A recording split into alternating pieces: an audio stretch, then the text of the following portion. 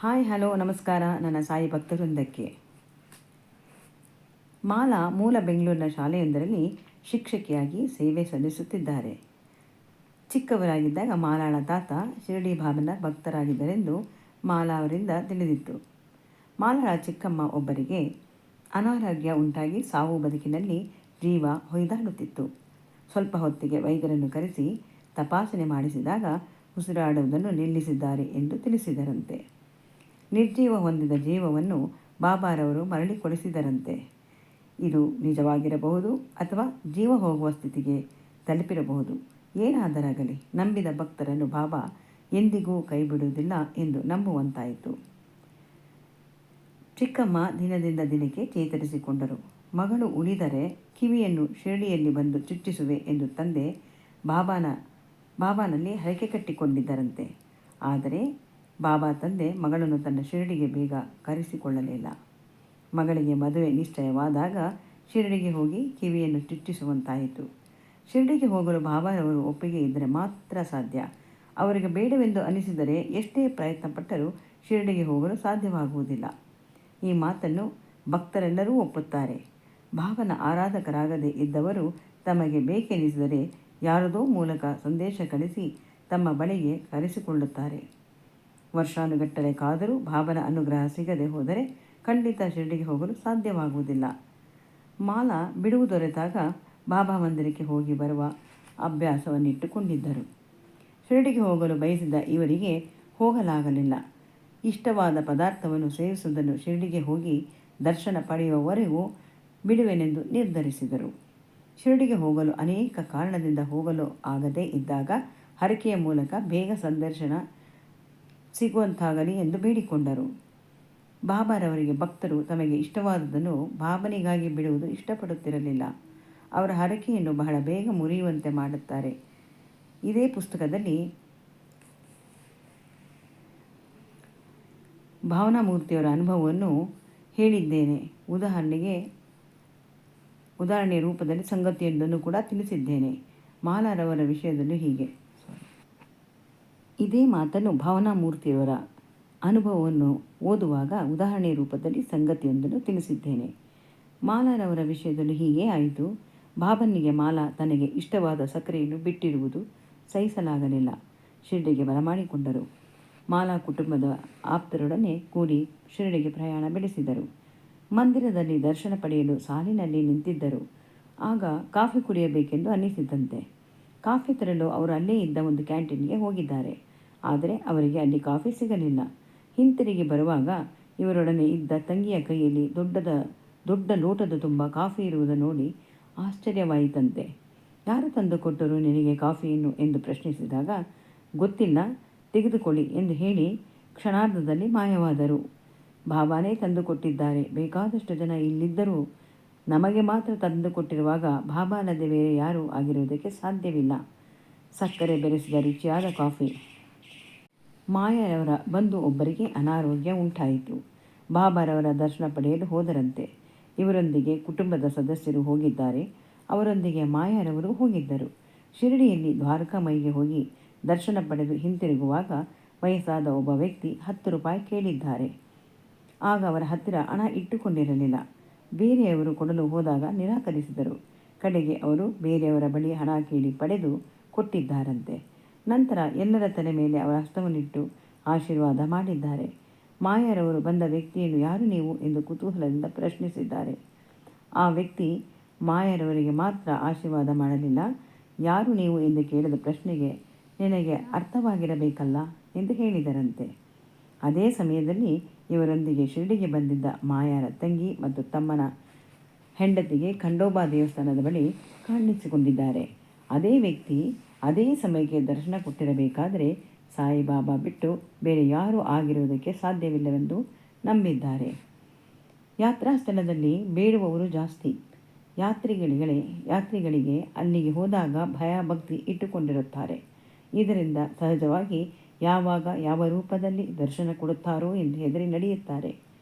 ಬಡವರಿಗೆ ದಾನ ಮಾಡಬೇಕು, ಆದರೆ ಅರ್ಹರಾದವರಿಗೆ ಮಾತ್ರ ಸಹಾಯ ಮಾಡುವುದು ಸರಿ. ಆದರೆ ಎಲ್ಲ ರೀತಿಯಿಂದಲೂ ಶಾರೀರಿಕವಾಗಿ ಯಾವ ರೀತಿ ತೊಂದರೆ ಇಲ್ಲದೆ ಗಟ್ಟಿಮುಟ್ಟಿಯಾಗಿದ್ದು ಸೋಮಾರಿಯಾಗಿದ್ದು ಭಿಕ್ಷೆ ಬೇಡುವುದನ್ನು ಕಸುಬಾಗಿಟ್ಟುಕೊಂಡು ಅವರಿಗೆ ಸಹಾಯ ಮಾಡುವ ಅಗತ್ಯವಿಲ್ಲ. ಮಾಲಾರವರು ನಿಸ್ವಾರ್ಥದಿಂದ ಇತರರಿಗೆ ಕಷ್ಟವಾದಾಗ ಅಥವಾ ಸಮಸ್ಯೆಗೆ ಸಿಕ್ಕಿದಾಗ ಬಾಬಾ ಅವರಲ್ಲಿ ಏನೇ ಬೇಕಿದ್ದರೂ ತಕ್ಷಣ ನೆರವೇರಿಸುತ್ತಾರಂತೆ. ಆದರೆ ನಾನು ಕೇಳಿದರೆ ಮಾತ್ರ ಒಳ್ಳೆಯದಾಗುವುದಿಲ್ಲ ಎಂದು ಹೇಳುತ್ತಾರೆ. ಇದರಿಂದ ಕೆಲವೊಮ್ಮೆ ಬಾಬಾನಲ್ಲಿ ಕೋಪಗೊಳ್ಳುತ್ತಾರೆ. ಆದರೆ ಕರ್ಮ ಸವೆಯದೆ ಯಾವ ರೀತಿ ಪರಿಹಾರವೂ ಸಿಗುವುದಿಲ್ಲ. ಅವನಾಡುವ ಚದುರಂಗದ ಆಟದಲ್ಲಿ ನಾವು ನಡೆಸುವ ಕಾಯಿ ಮಾತ್ರ. ಉಪನಯನಕ್ಕೆ ಬಾಬಾ ಅವರ ಆಗಮನ. ಶರೀರವೆಂಬ ರಥಕ್ಕೆ ಇಂದ್ರಿಯಗಳು ಗಾಲಿಗಳಿದ್ದಂತೆ. ಮನಸ್ಸು ಸಾರಥಿ. ಅದಕ್ಕೆ ವಿವೇಕವೆಂಬ ಕಡಿವಾಣ ಇರಬೇಕು. ವಿವೇಕ ಎಚ್ಚರ ತಪ್ಪಿದರೆ ಕಡಿವಾಣ ತಪ್ಪಿದ ಮನಸ್ಸು ಜಾಗೃತ ಅವಸ್ಥೆಯಲ್ಲಿ ಇರುವುದಿಲ್ಲ. ಕಿವಿಗಳು ಕೇಳಿಸದಂತೆ ಕಿವುಡವಾಗುತ್ತದೆ. ಕಣ್ಣಿದ್ದು ನೋಡಲು ಅರ್ಹರಾಗಿ ಅಂಧರಾಗುತ್ತೇವೆ. ಮೂಳೆಗಳಿಲ್ಲದ ನಾಲಿಗೆ ತನಗೆ ಇಷ್ಟ ಬಂದಂತೆ ಹೊರಳಾಡುತ್ತದೆ. ವಿವೇಕ ಜಾಗೃತ ಸ್ಥಿತಿಯಲ್ಲಿದ್ದಾಗ ಮಾತ್ರ ಸಮಸ್ತ ಇಂದ್ರಿಯಗಳು ಸುಸ್ಥಿತಿಯಲ್ಲಿರುತ್ತದೆ. ಇದನ್ನು ನಿಗ್ರಹಿಸಬೇಕಾದರೆ ವಿವೇಕ ಎಂಬ ಕಡಿವಾಣ ಬಲವಾಗಿರಬೇಕು. ಮಾಲಾ ಅವರಿಂದ ನನಗೆ ದೂರವಾಣಿಯ ಮೂಲಕ ಮಾಲತಿಯವರ ಪರಿಚಯವಾಯಿತು. ಮಾಲಾ ಅವರೊಡನೆ ಮಾಲತಿಯು ಶಿಕ್ಷಕಿಯಾಗಿ ಸೇವೆ ಸಲ್ಲಿಸುತ್ತಿದ್ದಾರೆ. ಮಾಲತಿ ಚಿಕ್ಕ ವಯಸ್ಸಿನಿಂದಲೂ ಬಾಬಾರವರಲ್ಲಿ ಅತೀವವಾದ ಭಕ್ತಿಯನ್ನು ಇಟ್ಟುಕೊಂಡವರು.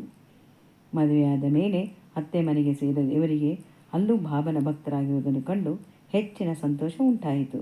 ಇದುವರೆಗೆ ಅನೇಕ ಅನುಭವಗಳನ್ನು ಕಂಡಿದ್ದರೂ ಕೆಲವು ಅನುಭವಗಳು ಎಂದಿಗೂ ಅವರ ಜೀವನದಲ್ಲಿ ಮರೆಯಲಾಗದಂತಹ ಅನುಭವವನ್ನು ನನ್ನ ಮುಂದೆ ಹೇಳಿಕೊಂಡರು. ಮಾಲತಿಯವರ ಯಜಮಾನರು ಬಾಬಾ ಸಚ್ಚರಿತೆಯನ್ನು ಓದಿದರು. ಅದನ್ನು ಓದಿದ ಮೇಲೆ ಅವರಿಗೆ ಶಿರಡಿಗೆ ಹೋಗುವ ಹಂಬಲ ಉಂಟಾಯಿತು. ವೃತ್ತಿಯ ಮೇರೆಗೆ ಮುಂಬೈಗೆ ಹೋದರು. ಹಿಂತಿರುಗಿ ಬರುವಾಗ ರೈಲಿನಲ್ಲಿದ್ದ ಸಹ ಪ್ರಯಾಣಿಕರೊಬ್ಬರು ಮಾತಿನ ನಡುವೆ ಮನಮಾಡ ಇನ್ನೇನು ಸ್ವಲ್ಪ ಹೊತ್ತಿನಲ್ಲಿ ಬರುತ್ತದೆ, ಅಲ್ಲಿಂದ ಶಿರಡಿ ಬಹಳ ಹತ್ತಿರ ಎಂದು ಮಾತನಾಡಿಕೊಂಡರಂತೆ. ಇದನ್ನು ಕೇಳಿದ ಅವರಿಗೆ ಸ್ಫೂರ್ತಿ ಬಂದು ಶಿರಡಿಗೆ ಹೋಗುವ ಬಯಕೆ ಉಂಟಾಗಿದೆ. ಅದರಂತೆ ಮನಮಾಡದಲ್ಲಿ ಇಳಿದುಕೊಂಡಿದ್ದಾರೆ. ನಿಲ್ದಾಣದಲ್ಲಿ ಇಳಿದಾಗ ಸರಿರಾತ್ರಿ 1 ಗಂಟೆ. ಬಿಕೋ ಎನ್ನುವ ಕಗ್ಗತ್ತಲು. ಅಲ್ಲಿಂದ ಶಿರಡಿಗೆ ಹೋಗಬೇಕಾದರೆ ಬೇರೆ ವಾಹನ ವ್ಯವಸ್ಥೆ ಬೇಕಾಗುತ್ತದೆ. ಇದು ಮಾತ್ರ ಗೊತ್ತಿದ್ದ ಅವರಿಗೆ ಅಲ್ಲಿಂದ ಎಷ್ಟು ದೂರ, ಯಾವ ರೀತಿ ವಾಹನ ಸೌಕರ್ಯ ಇದೆ ಎಂದು ಯಾವುದೂ ತಿಳಿದಿರಲಿಲ್ಲ. ಮನಸ್ಸಿಗೆ ಬಂದ ತಕ್ಷಣ ಇಳಿದು ಬಿಟ್ಟಿದ್ದಾರೆ. ರೈಲಿನಿಂದ ಇಳಿದ ಮೇಲೆ ಅವರಿಗೆ ಒಂದು ರೀತಿ ಭಯ, ಆತಂಕ ಎರಡೂ ಉಂಟಾಗಿದೆ. ಹೆಚ್ಚು ಜನಸಂದಣಿಯೂ ಇಲ್ಲ. ಏನು ಮಾಡಲು ತೋಚದೆ ಅಲ್ಲಿದ್ದ ಒಂದು ಕಲ್ಲು ಬೆಂಚಿನ ಮೇಲೆ ಹೋಗಿ ಕುಳಿತರಂತೆ. ಯಾವುದಾದರೊಂದು ವಾಹನ ಬಂದರೆ ಅದರಲ್ಲಿ ಶಿರಡಿಗೆ ಹೋಗುವುದೆಂದು. ಸ್ವಲ್ಪ ಹೊತ್ತಿನಲ್ಲಿ ಒಬ್ಬ ಅಪರಿಚಿತ ವ್ಯಕ್ತಿ ಇವರು ಕುಳಿತಿದ್ದ ಬೆಂಚಿನಲ್ಲಿ ಬಂದು ಕುಳಿತರಂತೆ. ಬೇರೆ ಯಾರೂ ಅಲ್ಲಿ ಇಲ್ಲದ ಕಾರಣ ಇಬ್ಬರಿಗೂ ಒಬ್ಬರಿಗೊಬ್ಬರು ಪರಿಚಯ ಮಾಡಿಕೊಂಡಿದ್ದಾರೆ. ಅಪರಿಚಿತರು ತಮ್ಮ ಪರಿಚಯ ಹೇಳಿಕೊಳ್ಳುವಾಗ, ತಾನು ದುಬೈನಲ್ಲಿ ವೃತ್ತಿಯಲ್ಲಿರುವವನು, ಬಾಬಾ ಭಕ್ತನಾದ ನಾನು ಪ್ರತಿ ವರ್ಷವೂ ತಪ್ಪದೆ ಇಲ್ಲಿಗೆ ಬಂದು ಬಾಬಾನ ದರ್ಶನ ಪಡೆದು ಹೋಗುತ್ತೇನೆ ಅಂದರಂತೆ. ಈ ಸಲವೂ ಬಂದಿರುವುದಾಗಿ ಹೇಳಿಕೊಂಡಿದ್ದಾರೆ. ಇಬ್ಬರು ಶಿರಡಿಗೆ ಹೋಗುವವರಾದ್ದರಿಂದ ವಾಹನಕ್ಕಾಗಿ ಕಾಯುವ ಬದಲು ಒಂದು ಟ್ಯಾಕ್ಸಿ ಏಕೆ ಮಾಡಿಕೊಂಡು ಹೋಗಬಾರದು ಎಂದು ಯೋಚಿಸಿದ್ದಾರೆ. ಯೋಜನೆ ಮನಸ್ಸಿಗೆ ಒಪ್ಪುವಂತಾದರೂ ಮನಸ್ಸು ಒಂದು ಕ್ಷಣ ಅಣಕಿತಂತೆ. ಈ ಅಪರಿಚಿತ ವ್ಯಕ್ತಿ ಹೇಗೋ ಏನೋ, ಇವನಿಂದ ಏನಾದರೂ ಅಪಾಯ ಒದಗಿದರೆ ಎಂದು. ವಿದ್ಯಾವಂತರಾಗಿ ನಾಗರಿಕರಂತೆ ಇವರನ್ನು ಅನುಮಾನ ಪಡುವುದು ತಪ್ಪು ಎಂದು ಅಂದುಕೊಂಡು ಒಪ್ಪಿಗೆ ನೀಡಿದರಂತೆ. ಟ್ಯಾಕ್ಸಿ ಮಾಡಿಕೊಂಡು ಶಿರಡಿಗೆ ಬಂದಾಯಿತು. ಅಪರಿಚಿತ ವ್ಯಕ್ತಿ ಇವರನ್ನು ಕರೆದುಕೊಂಡು ತಂಗುವ ವ್ಯವಸ್ಥೆಯನ್ನು ಮಾಡಿಕೊಟ್ಟಿದ್ದಾರೆ. ನಂತರ ತಾನು ಅದೇ ಹೋಟೆಲ್ನಲ್ಲಿ ಇಳಿದುಕೊಳ್ಳುವವನಿದ್ದೇನೆ ಎಂದು ಸಹ ಹೇಳಿದ್ದಾರೆ. ಆದರೆ ಮರುದಿನ ಆ ವ್ಯಕ್ತಿ ಹೋಟೆಲ್ನಲ್ಲಾಗಲಿ ಅಥವಾ ಮಂದಿರದ ಒಳಗೆ ಅಥವಾ ಹೊರಗಾಗಲಿ ಎಲ್ಲೂ ಕಾಣಿಸಿಕೊಂಡಿಲ್ಲ. ಬಾಬಾನೇ ಆ ರೂಪದಲ್ಲಿ ಬಂದು ನನಗೆ ಸಹಾಯ ಮಾಡಿದ್ದಾರೆಂದು ಅಂದುಕೊಳ್ಳುವಂತಾಗುತ್ತದೆ. ಅದೇ ಸಮಯದಲ್ಲಿ ಇತ್ತ ಅವರ ಮನೆಯಲ್ಲಿ ವಿಸ್ಮಯ ಸಂಗತಿಯೊಂದು ನಡೆದಿದೆ. ಮಗನಿಗೆ ಶಾಲೆಗೆ ಸೇರಿಸಲು ಅವರಿಗೆ ಬೇಕಾಗಿದ್ದ ಶಾಲೆಯೊಂದರಲ್ಲಿ ಪ್ರಯತ್ನಿಸಿದ್ದಾರೆ. ಆದರೆ ಸಿಗುವ ಯಾವ ಲಕ್ಷಣವೂ ಇರಲಿಲ್ಲ. ಅತ್ತ ಗಂಡ ಬಾಬನ ಮಂದಿರದಲ್ಲಿ ಪ್ರಾರ್ಥನೆ ಸಲ್ಲಿಸುತ್ತಿದ್ದ ವೇಳೆಯಲ್ಲಿ ಇತ್ತ ಶಾಲೆಯಿಂದ ದೂರವಾಣಿ ಕರೆ ಬಂದಿದೆ. ಎಷ್ಟು ಸಲ ಹೋದರೂ ಸ್ಥಳಾವಕಾಶ ಕೊಡಲು ಒಪ್ಪದ ಶಾಲೆಯ ಆಡಳಿತದವರು ಅಂದು ತಾವಾಗಿಯೇ ಕರೆ ಮಾಡಿ ಶಾಲೆಗೆ ಸೇರಿಸಿಕೊಳ್ಳಲು ಅನುಮತಿ ನೀಡಿದ್ದಾರೆ. ಈ ಮಾತನ್ನು ಕೇಳಿದ ಮಾಲತಿಯವರಿಗೆ ಒಂದು ಕ್ಷಣ ನಂಬಲು ಕಷ್ಟವಾಯಿತಂತೆ. ಸಂತೋಷದಿಂದ ಮನಸ್ಸು ಅರಳಿತು. ತಕ್ಷಣವೇ ಹೋಗಿ ಶಾಲೆಗೆ ಸೇರಿಸಿ ಬಂದಿದ್ದಾರೆ. ಇದಕ್ಕೆ ಬಾಬನ ಕರುಣೆಯೇ ಹೊರತು ಬೇರೇನೂ ಅಲ್ಲ ಎಂದು ಹೇಳಿದರು. ಇದರಿಂದ ಬಾಬಾರಲ್ಲಿ ಭಕ್ತಿ ಹೆಚ್ಚಲು ಕಾರಣವಾಯಿತು.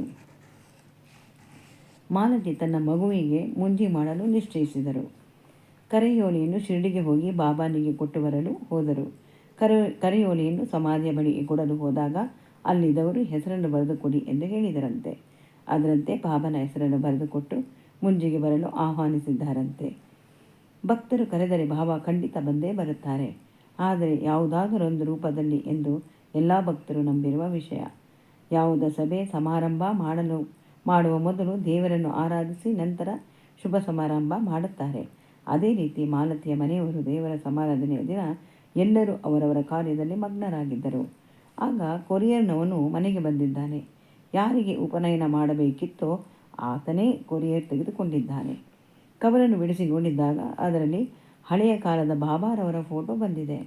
ಅದನ್ನು ಕಳಿಸಿದವರು ಯಾರು ಎಂದು ತಿಳಿದಿಲ್ಲ.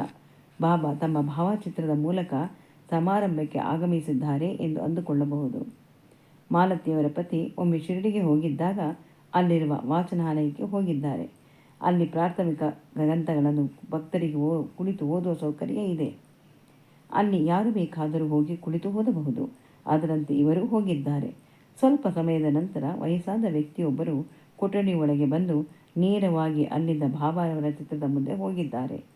ಓದುತ್ತಿದ್ದ ಇವರಿಗೆ ಅಕಸ್ಮಾತ್ ಆ ಕಡೆ ಗಮನ ಹೋಗಿದೆ.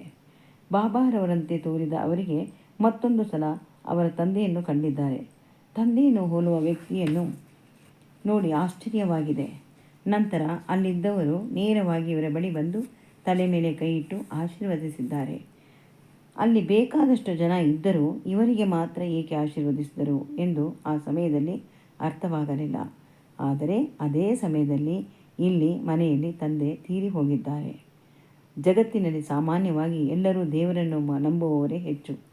ನಿರಾಕಾರನಾದ ಆ ಶಕ್ತಿಯನ್ನು ಅವರವರು ನಂಬಿರುವ ಹೆಸರಿನಿಂದ ಕರೆದು ಆಚರಿಸುತ್ತಾರೆ. ಭಯಭಕ್ತಿಯಿಂದ ಪೂಜಿಸುತ್ತಾರೆ. ನಂಬಿದ ದೇವರು ನಮ್ಮ ಬೇಡಿಕೆಗಳನ್ನು ಈಡೇರಿಸಿದಾಗ ನಂಬಿಕೆ ವಿಶ್ವಾಸ ಹೆಚ್ಚಿ ನಂಬಿಕೆ ದೃಢವಾಗುತ್ತದೆ. ಮಾಲತಿಯವರ ತಂದೆ ಮನೆಯಲ್ಲೂ ಎಲ್ಲರೂ ಬಾಬನ ಭಕ್ತರೇ. ಬಾಬಾ ಚರಿತ್ರೆ ಓದಿದ ಮೇಲೆ ಕಾಣಿಕೆಯನ್ನು ಸಲ್ಲಿಸಲು ಬಸ್ಸಿನಲ್ಲಿ ಅಂಚೆ ಇಲಾಖೆಯ ಕಡೆ ಹೊರಟರಂತೆ. ಬಸ್ಸಿನಲ್ಲಿ ಇಳಿಯಲು ಹೊರಟಾಗ ಅವರು ಹಿಡಿದಿದ್ದ ಸ್ಟೀಲ್ನ ಹಿಡಿಕೆಯಿಂದ ಕೈಗೆ ಏನೋ ಅಂಟಿದಂತಾಯಿತಂತೆ. ಕೆಳಗೆ ಇಳಿದ ಮೇಲೆ ಬಿಡಿಸಿ ನೋಡಿದಾಗ ಅದು ಬಾಬಾ ಅವರವರ ಭಾವಚಿತ್ರ.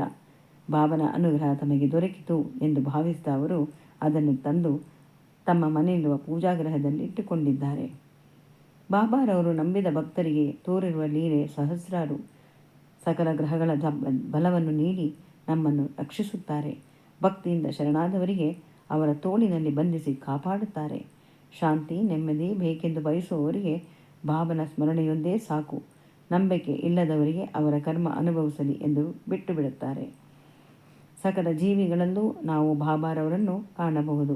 ಭಕ್ತರಿಂದ ನಿರ್ಮಲವಾದ ಭಕ್ತಿಯನ್ನು ಅಪೇಕ್ಷಿಸುತ್ತಾರೆ. ಹಾಗೆ ಭಕ್ತರಿಗೆ ಅವರಿಂದ ಜ್ಞಾನ ಮತ್ತು ಆನಂದ ಎರಡನ್ನೂ ನಮಗೆ ನೀಡುತ್ತಾರೆ. ಇದು ಮಾನವನೊಂದಿಗೆ ಪರಮಾತ್ಮ ಮಾಡಿಕೊಂಡಿರುವ ಒಪ್ಪಂದ. ಪರಮಾತ್ಮ ಅವತಾರ ಎತ್ತಿ ಸದ್ಗುರು ಎಂದು ಕರೆಸಿಕೊಂಡಿರುವ ಶಿರಡಿಯ ಶ್ರೀ ಸಾಯಿಬಾಬಾರವರ ಲೀಲೆಯನ್ನು ಕೊಂಡಾಡಲು ಎಷ್ಟು ಸಾವಿರ ನಾಲಿಗೆಗಳಿದ್ದರೂ ಸಾಲದು. ಅವನಿಂದ ಧನ್ಯತೆಯನ್ನು ಕಂಡುಕೊಂಡಿರುವುದನ್ನು ನಮ್ಮಂಥ ಸಾಮಾನ್ಯರಿಗೆ ವರ್ಣಿಸಲು ಸಾಧ್ಯವಾಗದ ಮಾತು. ಶ್ರೀ ಸಾಯಿ ಲೀಲೆ ಅಮೃತದಂತೆ, ಸವಿದಷ್ಟು ಸವಿಯೋಣವೆಂದು ಅನ್ನಿಸುತ್ತದೆ. ಅವರಿಂದ ಅನುಭವ ಪಡೆಯಲು ಪವಿತ್ರ ಕ್ಷೇತ್ರವೆಂದು ಇಂದು ಅನಿಸಿರುವ ಶಿರಡಿಗೆ ಹೋಗಬೇಕೆಂದೇನೂ ಇಲ್ಲ. ಎಲ್ಲಿ ಭಕ್ತರಿರುವರೋ ಅಲ್ಲೇ ಸಾಯಿಬಾಬಾ ಇರುತ್ತಾರೆ. ಅವರ ಮಹಿಮೆಯನ್ನು ಕುರಿತು ರಚಿತವಾಗಿರುವ ಶ್ರೀ ಸಾಯಿ ಸಚ್ಚರಿತ್ರೆ ನಮ್ಮೊಂದಿಗೆ ಇದ್ದರೆ ಬಾಬಾ ನಮ್ಮೊಂದಿಗೇ ಇದ್ದಾರೆಂದೇ ನಮ್ಮ ಭಾವನೆ. ಏನೇ ಸಮಸ್ಯೆಯಾಗಲಿ, ಕುತೂಹಲ ಉಂಟು ಮಾಡುವ ಪ್ರಶ್ನೆಗಳಾಗಲಿ, ಅನುಮಾನಗಳು ಉದ್ಭವಿಸಿದಾಗ ಉತ್ತರವನ್ನು ಪಡೆಯಬೇಕೆಂದು ಅನಿಸಿದಾಗ, ರೋಗ ರುಜಿನಗಳು ಕಾಡಿದಾಗ ಈ ರೀತಿಯ ಎಲ್ಲ ವಿಷಯಕ್ಕೂ ಪವಿತ್ರವಾದ ಗ್ರಂಥ ನಮಗೆ ಪರಿಣಾಮ ಬೀರುವಂತೆ ಉತ್ತರ ಇದರಿಂದ ಕಂಡುಕೊಳ್ಳಬಹುದಾಗಿದೆ. ಶ್ರೇಷ್ಠ ಗ್ರಂಥವನ್ನು ದಿನನಿತ್ಯ ಓದುವುದರಿಂದ ಗುರುಗಳಿಗೆ ಪಡೆಯಬಹುದಾದ ಮಾರ್ಗದರ್ಶನ ನಾವು ಪಡೆದಂತೆ. ಮಾಲತಿಯವರ ಕುಟುಂಬದ ಮಿತ್ರರೊಬ್ಬರಿಗೆ 10 ವರ್ಷವಾದರೂ ಮಕ್ಕಳ ಭಾಗ್ಯ ಕರುಣಿಸಲಿಲ್ಲವಂತೆ. ಇದೇ ಕೊರಗಾಗಿ ಅವರನ್ನು ಬಹಳ ಚಿಂತೆಗೀಡು ಮಾಡಿತ್ತು. ಬಾಬಾರವರ ಮೇಲೆ ಅಪಾರವಾದ ಶ್ರದ್ಧೆ ಭಕ್ತಿ ಇಟ್ಟುಕೊಂಡಿದ್ದ ಮಾಲತಿಯವರು ಮಕ್ಕಳಿಲ್ಲದ ಈ ದಂಪತಿಗಳಿಗೆ ಶ್ರೀ ಸಾಯಿ ಸಚ್ಚರಿತೆಯನ್ನು ಓದಲು ತಿಳಿಸಿದಂತೆ. ಓದಿದ ಕೆಲವೇ ದಿನಗಳಲ್ಲಿ ಸ್ನೇಹಿತರ ಹೆಂಡತಿ ಗರ್ಭವತಿಯಾಗಿ ಒಂದು ಸಿಹಿ ಸುದ್ದಿಯನ್ನು ಕೊಟ್ಟರಂತೆ. ನಂತರ ಆರೋಗ್ಯವಂತವಾದ ಮಗುವನ್ನು ಕರುಣಿಸಿದರಂತೆ. ಅಂದಿನಿಂದ ಆ ದಂಪತಿಗಳು ಹೇಳುವುದು ಶ್ರೀ ಸಾಯಿಬಾಬಾ ಕರುಣಿಸಿದ ಮಗು ಎಂದೇ. ಬಾಬಾ ಭಕ್ತರಾಗಿ ಇಂದು ಸುಖ, ನೆಮ್ಮದಿ, ಸಂತೋಷ ಕಂಡುಕೊಂಡಿದ್ದಾರೆ. ಮತ್ತೊಮ್ಮೆ ಮಾಲತಿಯವರ ಅತ್ತಿಗೆಗೆ ಮರೆಯಲಾಗದ ಒಂದು ಅನುಭವ ಉಂಟಾಗಿದೆ. ಮನೆಯ ಬಾಗಿಲಿಗೆ ಒಮ್ಮೆ ವಯಸ್ಸಾದ ವ್ಯಕ್ತಿಯೊಬ್ಬರು ಬಂದು ಹಿಂದಿಯಲ್ಲಿ 15 ರೂಪಾಯಿಗಳನ್ನು ಕೇಳಿದರಂತೆ. ಆ ವ್ಯಕ್ತಿ ನೋಡಲು ಸಾಯಿಬಾಬಾರಂತೆ ಇದ್ದರಂತೆ. ಅವರಿಗೆ ಹಣ ಕೊಡಲಾರೆ ಎಂದು ಹೇಳಲು ಮನಸ್ಸು ಬರಲಿಲ್ಲ. 15 ರೂಪಾಯಿಯನ್ನು ತಂದುಕೊಟ್ಟರಂತೆ. ಹಣ ಪಡೆದ ಅವರು ಆಶೀರ್ವದಿಸಿ ಹೊರಟು ಹೋದರು. ಬಂದ ವ್ಯಕ್ತಿ ತಮ್ಮ ಮನೆಗೆ ಮಾತ್ರ ಬಂದಿದ್ದಾರಾ ಅಥವಾ ಬೇರೆಯವರ ಮನೆಗೆ ಹೋಗ್ತಾರಾ ನೋಡೋಣ ಅಂತ ಸ್ವಲ್ಪ ಹೊತ್ತು ಹೊರಗೆ ಹೋಗಿ ನಿಂತು ಗಮನಿಸಿದ್ದಾರೆ. ಆದರೆ ಬಂದ ಅಪರಿಚಿತ ವ್ಯಕ್ತಿ ಬೇರೆ ಯಾರ ಮನೆಗೂ ಹೋಗದೆ ನೇರವಾಗಿ ಹೋಗಿದ್ದಾರಂತೆ. ವಿಚಿತ್ರ ಎಂದು ಅನಿಸಿದರೂ ಬಾಬಾನೇ ತಮ್ಮ ಮನೆಗೆ ಬಂದಿರಬಹುದು ಎಂಬ ಭಾವನೆ ಬರುವಂತಾಯಿತು. ಶ್ರೀ ಸಾಯಿಬಾಬಾ ಹೇಳಿರುವಂತೆ ಅವರು ಯಾರಿಂದಲೂ ಸುಮ್ಮನೆ ಏನನ್ನೂ ಕೇಳುವುದಿಲ್ಲ. ಅವರೊಡನೆ ಪ್ರಾಮಾಣಿಕವಾಗಿ ನಡೆದುಕೊಳ್ಳುವುದನ್ನು ಅಪೇಕ್ಷಿಸುತ್ತಾರೆ. ಇದರಿಂದ ಯಶಸ್ಸು ಸಿಗುವುದು ಭಕ್ತರಿಗೆ. ಓಂ ಶ್ರೀ ಸಾಯಿ ಪ್ರಣಾಮ್.